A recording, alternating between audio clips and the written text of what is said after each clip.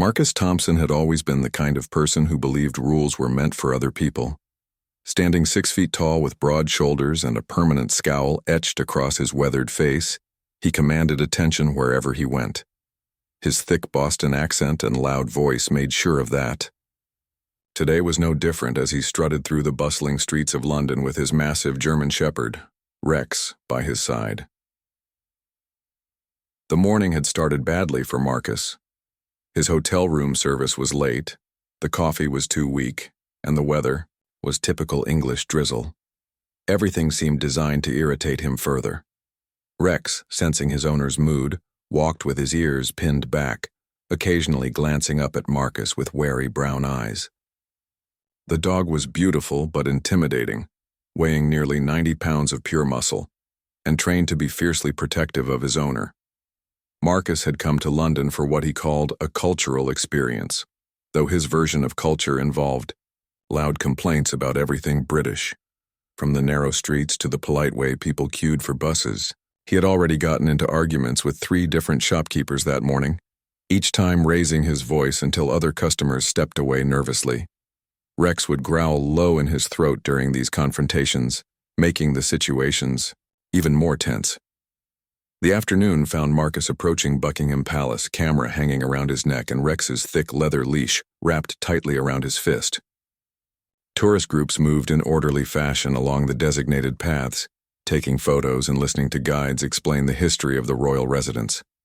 But Marcus had never been one to follow crowds or stick to suggested routes. "Come on, Rex," he muttered, pulling the dog toward the ornate iron gates. "Let's get some real pictures, not this tourist garbage." The royal guards stood at their posts, resplendent in their red uniforms and tall black bearskin hats. These were not costume performers, but actual soldiers of the Queen's Guard, highly trained military personnel who took their duties with absolute seriousness. They were required to remain motionless and silent during their watch, a discipline that required intense mental focus and physical endurance. Marcus approached the nearest guard with typical American swagger, completely ignoring the clear barriers and warning signs that marked the boundaries tourists were not supposed to cross. The guard, a young man named James Mitchell, had been standing at his post for nearly an hour. Despite the growing crowd of onlookers, James maintained his perfect posture, rifle held precisely at his side, eyes focused straight ahead. "Hey, buddy," Marcus called out, positioning himself directly in front of James. "How about a smile for the camera?" James remained perfectly still as his training demanded. The royal guards were instructed to ignore tourists completely, no matter how provocative their behavior became. This stoic response only seemed to encourage Marcus, who interpreted the silence as a personal challenge to his authority. "I'm talking to you," Marcus said, stepping closer.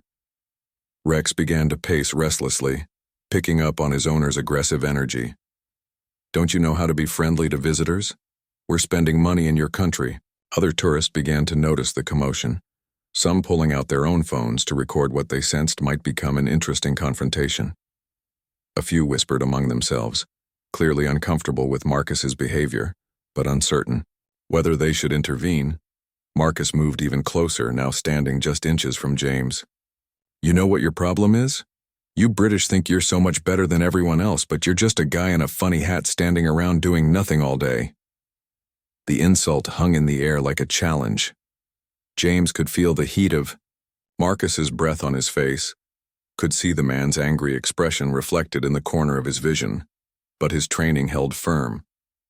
He had endured worse provocations during his service, and knew that any reaction would be exactly what the troublemaker wanted, but Marcus was far from finished. Frustrated by the guard's complete lack of response, he decided to escalate the situation in a way that would finally get some attention. He began making exaggerated faces directly in front of James, waving his hands and even snapping his fingers, near the guard's nose. "Maybe you're deaf," Marcus taunted. "Or maybe you're just too scared to respond to a real man." The crowd of onlookers was growing larger now, forming a loose circle around the confrontation. Some tourists looked embarrassed by Marcus's behavior, while others seemed to be enjoying the spectacle. A few people called out for Marcus to leave the guard alone, but their protests only seemed to fuel his determination to prove some kind of point. Rex was becoming increasingly agitated by the tension in the air. The dog could sense that his owner was in some kind of confrontation, and his protective instincts were beginning to override his training. He began to growl softly, a sound that made several nearby tourists take nervous steps backward.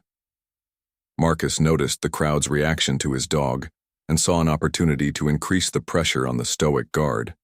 He had spent years training Rex to be intimidating on command, using the dog's natural protective instincts to get his way in various situations back home. Now, standing before this immovable British soldier, Marcus decided it was time to bring his secret weapon into play. "You know what, Rex?" Marcus said loudly, making sure his voice carried to the gathered crowd. "I don't think this guy has any respect for us Americans. Maybe it's time to show him what we think about that." The afternoon sun broke through the London clouds at that moment, casting long shadows across the courtyard. James could feel sweat beginning to form under his heavy uniform, but his discipline held firm. He had no idea that he was about to face a situation that no amount of military training could have prepared him for, or that the next few minutes would change everything he thought he knew about duty, courage, and the unexpected ways that life could surprise even the most prepared soldier. Marcus loosened his grip on Rex's leash, allowing the massive German shepherd more freedom to move. The dog immediately sensed the change in his owner's body language and began to pace in a wider circle around James, who remained frozen at his post. The crowd of tourists, now numbering nearly 50 people, began to murmur nervously as they realized the situation was escalating beyond simple harassment. "That's right, boy," Marcus said, his voice carrying a dangerous edge.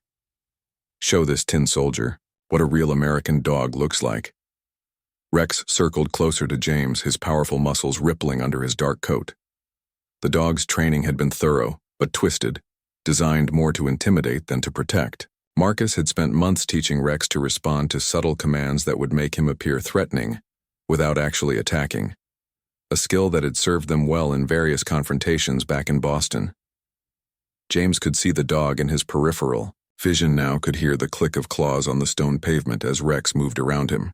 Every instinct screamed at him to react, to step back or at least acknowledge the threat, but his military training held firm. Royal Guards had faced charging horses, aggressive protesters, and even terrorists without breaking their composure. Surely one tourist's dog would not be the thing that finally broke his discipline, but Rex was no ordinary dog. As he circled closer, his growling grew deeper and more menacing. Several tourists began pulling out their phones, unsure whether they were about to witness something newsworthy or something tragic. A middle-aged woman with her 2 young children quickly ushered them away from the scene, muttering about crazy Americans as she retreated to a safer distance. Marcus was enjoying the attention now. He had always thrived on being the center of controversy, and seeing the crowd's nervous reactions only encouraged him further. He had used Rex's intimidating presence to get his way countless times before, from jumping lines at restaurants to getting better hotel rooms when he complained loudly enough while his dog paced menacingly nearby. "You know what I think?" Marcus announced to the gathered crowd, though his eyes remained fixed on James. "I think this whole Royal Guard thing is just for show. I bet he'd run away crying if he faced a real threat." Rex continued his circling pattern, moving closer to James with each pass. The dog's natural protective instincts were being manipulated by his owner's obvious aggression, creating a dangerous combination of trained intimidation and genuine agitation. Other dogs in the area began to whimper and pull their owners in different directions, sensing the tension that was building to a breaking point. A security officer named David Walsh had been monitoring the situation from a distance, speaking quietly into his radio to coordinate with other personnel. David had worked palace security for over a decade and had seen his share of difficult tourists. But something about this situation felt different. The American tourists' behavior was moving beyond simple rudeness into something potentially dangerous. "We need to intervene soon," David murmured into his radio. "The dog is getting too close to the guard and the crowd is getting nervous." But palace security protocols were complex, especially when dealing with tourists who had not yet committed any actual crimes. Marcus was technically still on public ground, and while his behavior was inappropriate, it had not yet crossed the line into illegal territory. The security team had to balance public safety with the delicate political implications of roughing up a foreign tourist in front of dozens of cameras. Meanwhile, James was fighting the most difficult battle of his military career. Standing perfectly still while a large, aggressive dog circled him was testing every limit of his training and discipline. Sweat was beginning to run down his back under his heavy wool uniform, and his heart rate was elevated, but his expression remained completely neutral. Rex was now close enough that James could feel the dog's breath on his leg through his uniform. The German Shepherd had stopped growling and was now completely silent, which somehow made him even more intimidating. His dark eyes were fixed on James with laser-like intensity, waiting for some signal from his owner about what to do next. Marcus decided it was time for the final escalation. He had brought Rex to this moment of maximum tension, and now he wanted to see if he could finally break the guard's legendary composure. What he planned to do next would cross every line of decency and legality, but Marcus had never been particularly concerned with such boundaries. "Rex," he said quietly, using a tone that the dog had been trained to recognize. "Show him who's boss." The command was subtle enough that most of the crowd did not understand its significance, but Rex knew exactly what his owner expected. The dog's ears perked up, and his body tensed like a coiled spring. Several tourists sensed the shift in energy and began backing away more quickly, though others pressed forward with their cameras, drawn by the dramatic tension of the moment. James felt the change in the dog's posture and knew that whatever was going to happen would happen soon. His military training had taught him to assess threats quickly and accurately, and every instinct told him that he was about to face a genuine attack. But his orders were clear, his duty was absolute, and breaking discipline was simply not an option, regardless of the personal cost. The afternoon sun cast sharp shadows across the palace courtyard as the confrontation reached its critical moment. Dozens of tourists held their breath, cameras ready while security personnel moved into position around the perimeter. None of them, including Marcus himself, had any idea that they were about to witness something that would challenge every assumption they had about courage, loyalty, and the unexpected ways that crisis could reveal the true character of both, man and beast. Rex crouched low, muscles coiled for action, while James stood like a statue, ready to face whatever came next with the same unwavering discipline that had defined his entire military career. Rex launched himself forward with explosive power, his 90 pounds of muscle and training aimed directly at James. The crowd gasped collectively, several people screaming as they realized they were about to witness a vicious attack on the helpless guard. Cameras clicked and phone videos rolled as the massive German Shepherd closed the distance in a split second. But what happened next stunned everyone present, including Marcus, who stood frozen in disbelief. Instead of attacking, Rex suddenly skidded to a halt just inches from James, his powerful body trembling with confusion. The dog's dark eyes, which had been filled with aggressive intent just moments before, now showed something entirely different: recognition, respect, and an almost human-like understanding that seemed to transcend his training. Rex began to whimper, softly, a sound so unexpected that it cut through the tension like a blade. The massive dog, who had been bred and trained to intimidate and attack, was now looking up at James with what could only be described as admiration. His tail, which had been rigid with aggression, began to wag slowly, tentatively. James, still maintaining his perfect military posture, felt the dog's wet nose gently touch his gloved hand. The contact was so gentle, so completely opposite of what everyone expected, that several tourists audibly gasped in surprise. Rex was not attacking or threatening. He was offering what appeared to be a gesture of submission and respect to the stoic soldier. Marcus stood slack-jawed, unable to process what was happening. Rex had never disobeyed a command before, had never shown anything but fierce loyalty to his owner's wishes. Now the dog was ignoring him completely, focused entirely on the guard who had shown such incredible courage in the face of obvious danger. "Rex," Marcus shouted, his voice cracking with confusion and anger. "What are you doing? I told you to show him who's boss." But Rex paid no attention to his owner's increasingly frantic commands. Instead, the dog sat down directly in front of James, his massive head tilted slightly upward as if studying the guard's unwavering composure. The German shepherd's entire body language had transformed from that of a weapon into something resembling a devoted student meeting a respected teacher. The crowd of tourists was now completely silent, many of them lowering their cameras as they realized they were witnessing something far more profound than the attack they had expected. An elderly British gentleman in the crowd wiped tears from his eyes, understanding better than most what was happening before them. David Walsh, the security officer, spoke quietly into his radio. "Stand down for now. The situation appears to be resolving itself in an unexpected way." James, despite his training to remain motionless, felt something stirring deep in his chest. He had faced many challenges during his military service, from combat situations to ceremonial duties that tested his endurance and discipline. But he had never experienced anything like this moment, where his unwavering courage had apparently earned the respect of a creature that had been trained to see humans as either masters to obey or threats to eliminate. Rex reached out with one massive paw and gently touched James's polished boot, the gesture so tender and respectful that several people in the crowd began to cry. The dog seemed to understand in some instinctive way that he was in the presence of genuine bravery, the kind of quiet heroism that asked for nothing and gave everything. Marcus, realizing that his plan had backfired spectacularly, tried desperately to regain control of the situation. He grabbed Rex's leash and began pulling hard, trying to drag the dog away from the guard. But Rex resisted, something he had never done before, his powerful legs braced against his owner's attempts to move him. "Come on, you stupid dog," Marcus yelled, his face red with embarrassment and rage. "We're leaving right now." But Rex would not budge. The dog looked back at his owner with what appeared to be disappointment, as if seeing Marcus clearly for the first time. Then he turned back to James, his dark eyes filled with something that transcended the simple obedience that had defined his entire life up to that moment.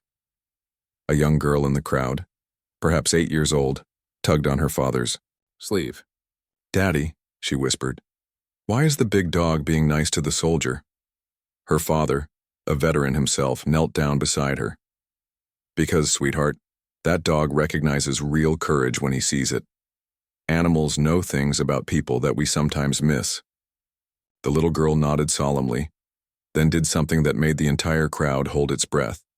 She broke free from her father's hand and walked slowly toward James and Rex. The security officers tensed, but something about the child's innocent confidence made them hesitate to intervene. She stopped just a few feet away and looked up at James with the same admiration that Rex was showing. Then she reached into her small backpack and pulled out a single flower, a daisy she had picked from Hyde Park earlier that morning. With careful reverence, she placed the flower at James's feet, right next to where Rex was sitting.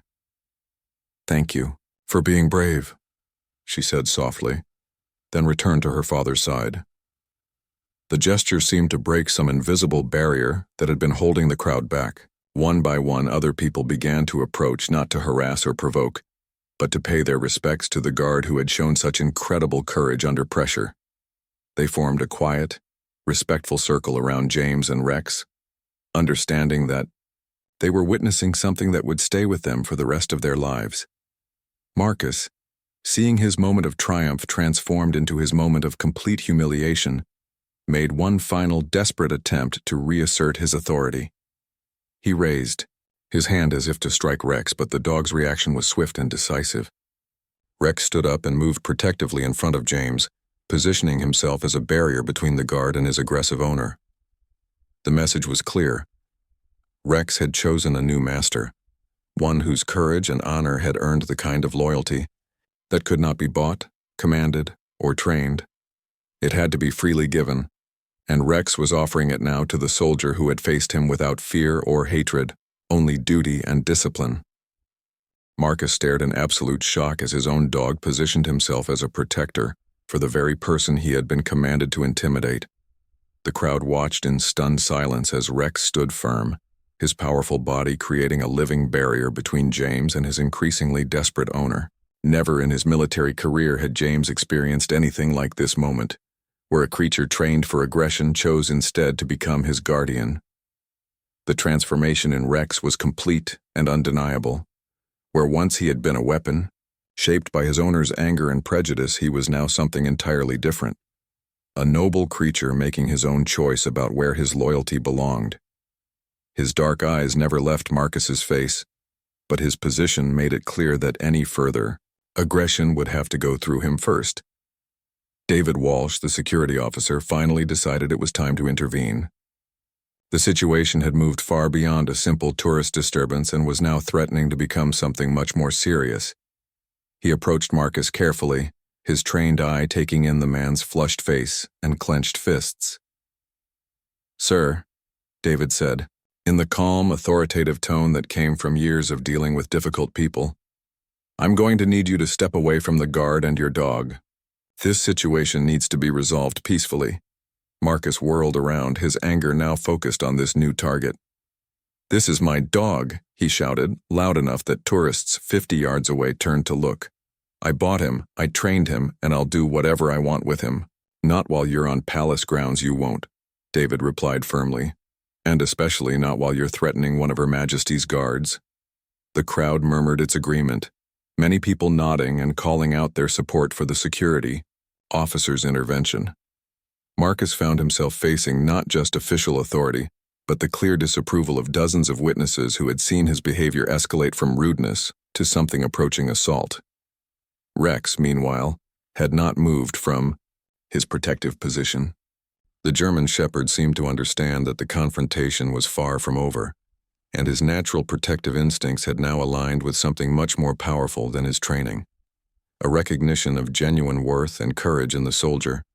Behind him, James felt the warmth of the dog's body against his legs and experienced something he had never expected during his ceremonial duties.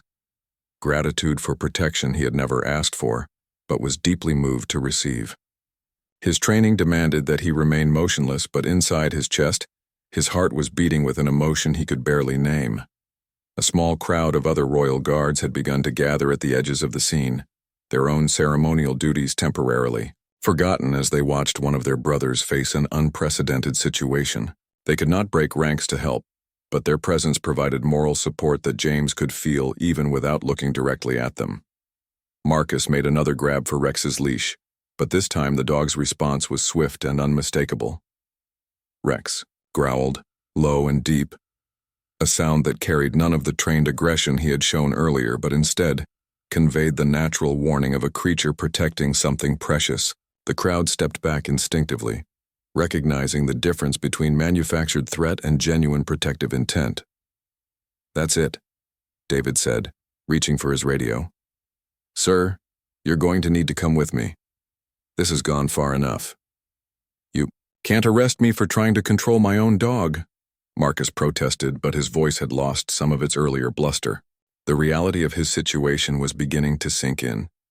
He was surrounded by witnesses, being confronted by official security, and his own dog was refusing to obey him in the most public way possible.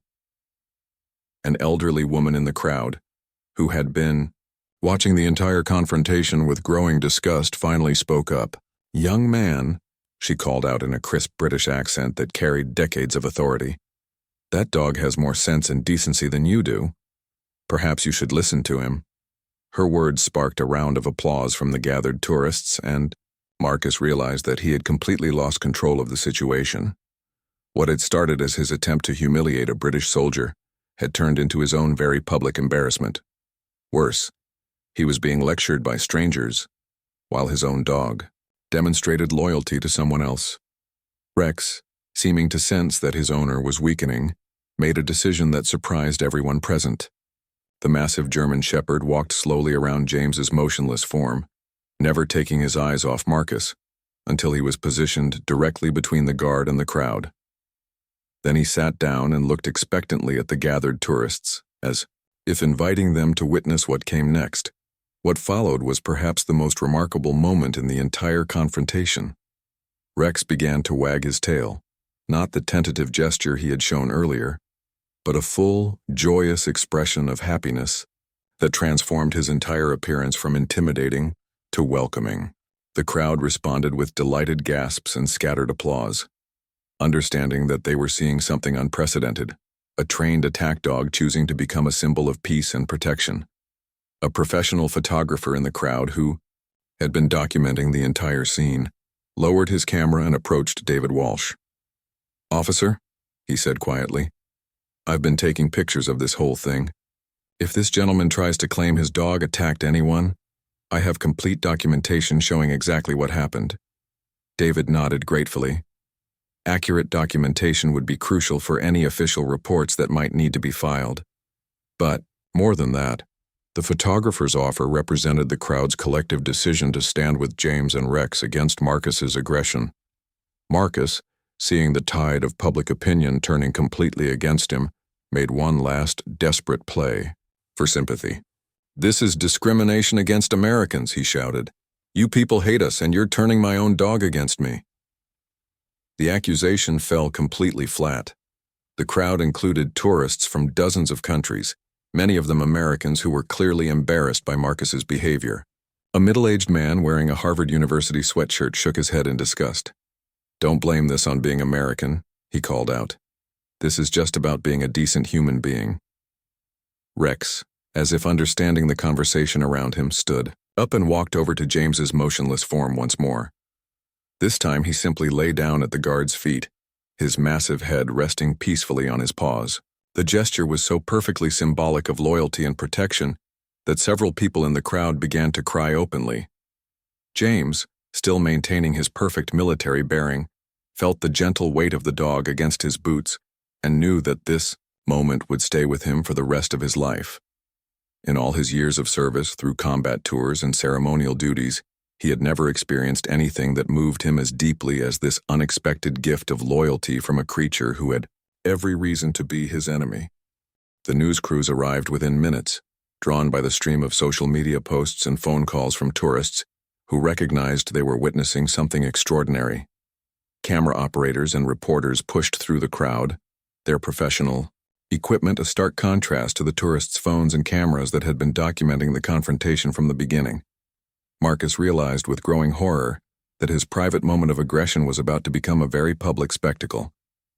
The arrival of professional media meant that his behavior would soon be broadcast far beyond the small crowd of tourists who had witnessed it firsthand. His face went pale as the implications began to sink in. "Sir," David Walsh said, approaching, with 2 additional security officers, "I'm going to have to ask you to come with us for questioning. Your behavior has been disruptive and potentially threatening to one of Her Majesty's guards." "You can't do this to me," Marcus protested, but his voice lacked conviction. He could see the cameras focusing on him, could hear the reporters speaking rapidly into their microphones as they described the scene. Everything he had done was being recorded and would soon be seen by millions of people around the world. Rex remained peacefully at James's feet, seemingly oblivious to the media frenzy developing around them. The dog's calm presence provided a stark contrast to the chaos of his owner's situation, and the cameras captured every moment of his serene loyalty to the guard who had shown such remarkable courage. A reporter from the BBC managed to work her way close enough to interview some of the witnesses. "Can you describe what you saw here today?" she asked an elderly gentleman who had been present for the entire confrontation. "I saw a bully try to use his dog to intimidate a brave young soldier," the man replied, his voice shaking with emotion. "But that magnificent animal recognized true courage when he saw it, and chose to protect rather than attack. It was the most beautiful thing I've ever witnessed." Similar interviews were being conducted throughout the crowd, and the story that emerged was consistent. Marcus's aggression, James's incredible discipline, and Rex's unexpected transformation from weapon to protector. Every witness emphasized the same themes of courage, loyalty, and the power of choosing right over wrong. Marcus found himself being escorted away from the scene by security officers, his protests growing weaker as he realized the futility of his situation. Behind him, Rex made no move to follow, instead remaining steadfastly at James's side as if he had always belonged there. "That's my dog," Marcus called out one final time. but Rex didn't even turn his head. The German Shepherd had made his choice, and it was final. As the immediate crisis passed, palace officials began discussing what to do about Rex's unprecedented situation. The dog could not simply be left at the guard post, but he also could not be returned to an owner who had demonstrated such clear intent to use him as a weapon of intimidation. Inspector Margaret Holmes, a senior palace security official who had arrived to assess the situation, knelt down beside Rex and extended her hand. The dog sniffed her fingers politely, then looked back up at James as if seeking permission to interact with this new person. The gesture showed a level of deference and respect that amazed everyone present. "This is quite remarkable, Inspector," Holmes said softly. "I've never seen anything like this in 30 years of security work." James, still maintaining his post but nearing the end of his shift, felt the dog's gentle presence against his legs and wondered what would happen next. Military regulations had never covered a situation where a civilian's dog voluntarily chose to remain with a guard, and he had no idea what protocols might apply. The crowd of tourists had grown even larger as word spread throughout London about the extraordinary scene at Buckingham Palace.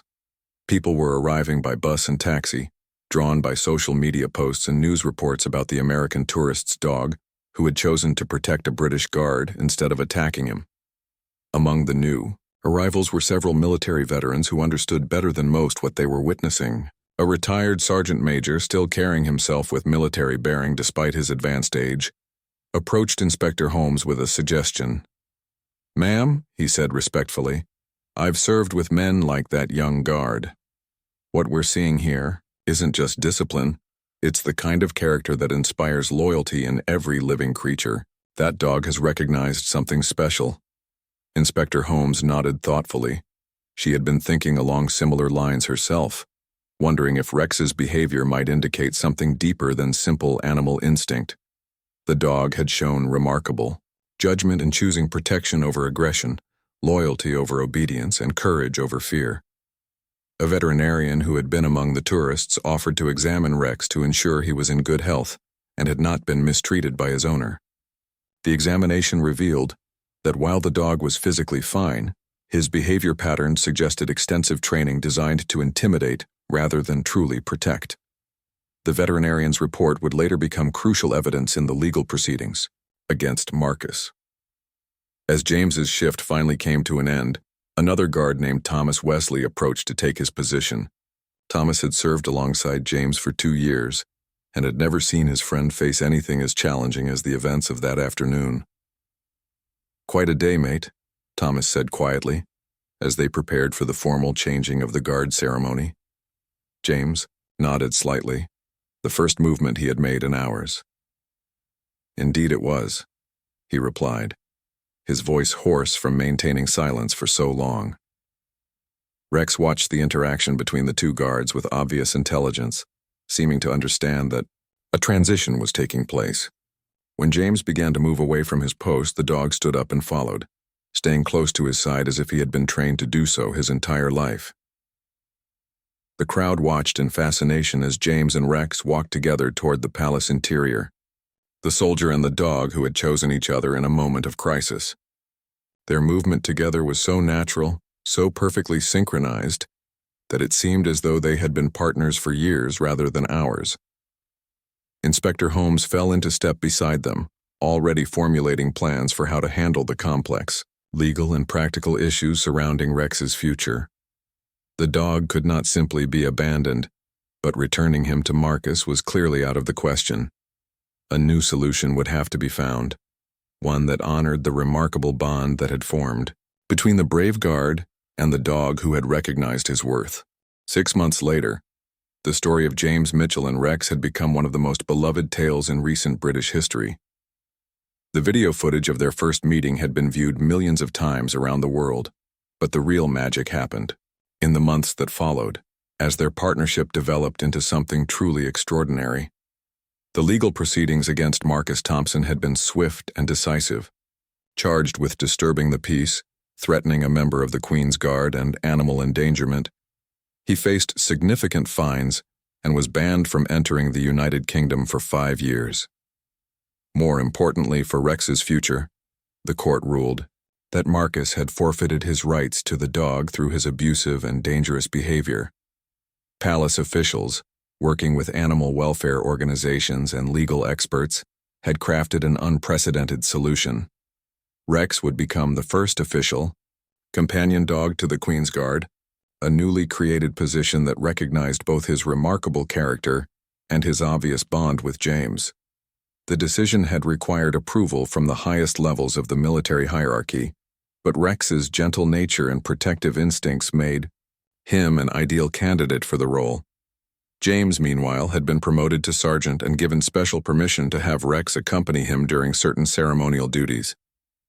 The sight of the disciplined soldier with his loyal German Shepherd companion had become one of the most popular attractions at Buckingham Palace, drawing tourists from around the world who wanted to see the famous pair in person. The transformation in both man and dog had been remarkable to witness. James, who had always been known for his military precision and quiet dedication, had developed a warmth and openness that made him more approachable while maintaining his professional excellence. Rex had blossomed under consistent, loving care, his natural intelligence and protective instincts channeled into positive service rather than intimidation. Their daily routine had become a thing of beauty to observe. Each morning, Rex would walk beside James to his assigned post, then lie quietly nearby, his presence serving as both companionship and additional security. Tourists who approached respectfully were often delighted when Rex would allow them to pet him, his gentle nature winning hearts just as surely as James's courage had won his loyalty. The media attention had been overwhelming at first, with reporters and camera crews from around the world wanting to document their story. But James and Rex had handled the publicity with the same dignity they brought to everything else, participating in carefully selected interviews and public appearances that helped spread their message of courage, loyalty, and the power of choosing kindness over aggression. One particularly moving moment had occurred during a visit from a group of children from a local hospital. Rex had seemed to sense their vulnerability and had been especially gentle with them, allowing even the most timid child to touch his soft fur while James told them stories about courage and friendship. Several of the children had written letters to Rex afterward, thanking him for showing them that big, strong creatures could also be gentle and kind. The ripple effects of their story had extended far beyond London. Animal rescue organizations reported increased adoptions as people sought to find their own loyal companions, inspired by Rex's transformation from weapon to protector. Military families around the world had reached out to share their own stories of the bonds between soldiers and animals, creating a global community united by understanding of loyalty and courage. James had received thousands of letters from people whose lives had been touched by his story. Veterans wrote to thank him for demonstrating the values they had fought to protect. Teachers used his example to discuss courage and integrity with their students. Parents told their children about the guard who stood firm in the face of danger, and the dog who chose love over aggression. But perhaps the most meaningful response had come from Marcus Thompson himself. 3 months after the incident, James had received a letter written in shaky handwriting, clearly the product of much internal struggle. In it, Marcus had apologized not just for his behavior, but for the years he had spent training Rex to be a tool of intimidation rather than a companion worthy of love. "I see now what I was trying to destroy in both of you," the letter had read. "You showed more character in one afternoon than I have in my entire life. Take care of Rex. He deserves better than what I gave him." James had shown the letter to Rex, reading it aloud while the dog listened with tilted head and attentive eyes. When he finished, Rex had simply placed his large head on James's lap, a gesture of comfort that spoke volumes about the depth of understanding between them. The palace had established the James Mitchell Memorial Fund for military working dogs, even though James was very much alive and continued his service. The fund provided support for the care and training of dogs who served alongside military personnel, ensuring that other animals like Rex would have opportunities for positive lives of service rather than lives of imposed aggression. On the anniversary of their first meeting, the palace organized a special ceremony to commemorate the event that had captured the world's imagination. James, resplendent in his dress uniform, stood once again at the same post where everything had begun. Rex, now wearing a special ceremonial collar bearing the royal insignia, took his position beside his partner with the same dignity he had shown from their very first moment together. The crowd that gathered for the anniversary was enormous, including many of the same tourists who had witnessed the original confrontation. The little girl who had placed the daisy at James's feet was there too, now 9 years old and carrying a bouquet of flowers for Rex. Her father, the veteran, watched with tears in his eyes as his daughter approached the famous pair with the same innocent confidence she had shown a year earlier. "Thank you for teaching us about courage," she said to James, then turned to Rex. "And thank you for showing us that we can always choose to be good." Rex accepted the flowers with gentle dignity, his tail wagging slowly as he recognized the child, who had been among the first to understand the significance of what had happened that day. James smiled down at the little girl, his usual military reserve softened by the memory of how her simple gesture had helped transform a moment of confrontation into something beautiful. As the ceremony concluded and the crowds began to disperse, James and Rex walked together back toward the palace, their synchronized steps a testament to the partnership that had grown from an unexpected moment of crisis. Behind them, tourists continued to take pictures and share stories, but the two companions were focused on each other and the quiet satisfaction of duty well performed. The evening sun cast long shadows across the courtyard where their story had begun, but there was no tension now, only peace and the deep contentment that comes from knowing that courage and loyalty had triumphed over aggression and hatred. Rex looked up at James with the same admiration he had shown from their first meeting, while James felt the familiar comfort of having a partner who had chosen him not out of obligation, but out of recognition of something worth protecting. Their story had become a legend, but for James and Rex it was simply their life together, a daily choice to stand for what was right, to protect what was precious, and to demonstrate that even in a world full of conflict, courage and loyalty could still create moments of perfect understanding between the most unlikely companions.